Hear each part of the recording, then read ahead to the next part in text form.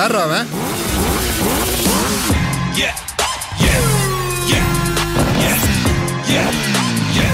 தெரிஞ்ச எதிரியோட தெரியாத எதிரிக்கு தான் அல்லு அதிகமா இருக்கணும்.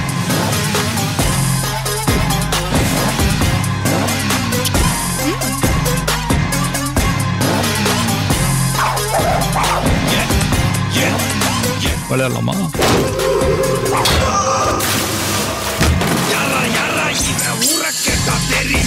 இன்னைக்கு நிறைய பேர்கிட்ட இல்லாத ஒரு கெட்ட பழக்கம் என்கிட்ட இருக்குது.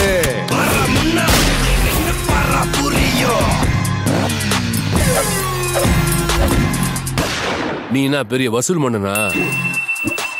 தெரியல, அப்படிதான் பேசிக்கிறாங்க.